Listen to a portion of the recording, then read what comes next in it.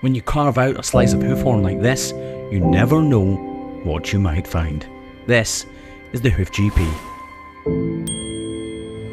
After trimming hundreds of thousands of cows' feet over years and years, it still amazes me how okay a cow's foot can look, even although we know they're incredibly lame. So there's something causing a problem underneath the surface. Take this one for example.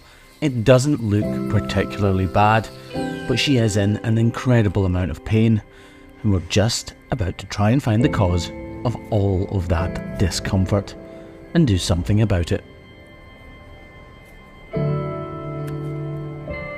Almost instantly we realise that outer claw is delaminated, meaning there are multiple layers of hoof horn forming. This happens when a cow has a problem and the formation of hoof horn is interrupted, and then it begins to reform. In this case, these stones are to blame. We need to get them all out of that cavity.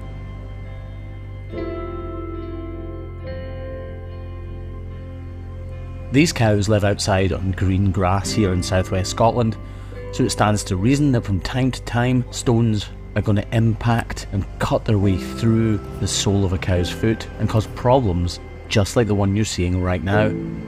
Luckily though, the farmers who own this farm are very diligent indeed, and once signs of lameness start to show, we are called into action to do everything we can to get them back to full health.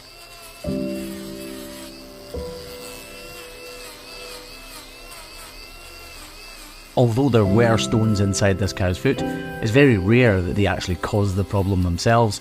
Usually there's some kind of discrepancy in the sole of the cow's foot which allows the stone to penetrate through the outer layers of hoof horn and into the corium. Once that happens, you have a real issue, and pain is almost always about to follow.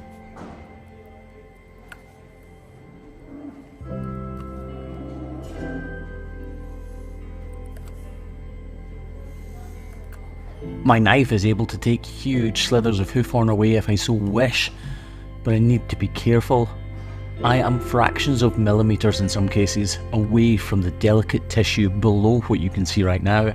If you look carefully at the heart of this problem, you can see the corium peeking through from the hard outer hoof shell itself. It being exposed is what is causing the problem, but I need to make sure there are no detached flaps or layers of hoof horn around the edges, because if there are, mud, muck, manure, dirt, really anything that is present can make its way into the hoof capsule and make this problem even worse. I should really have taken the toe area a little bit lower, so that's what I'm doing right now with the grinder. If that block were to come off, I want the outside claw to be as low as possible so that it's not touching the ground, but with Hoof Grip Pro being used, it's very unlikely this block will actually come off. It's more likely to wear down over time, and once it does wear down, I'm hoping and betting that the problem is completely healed.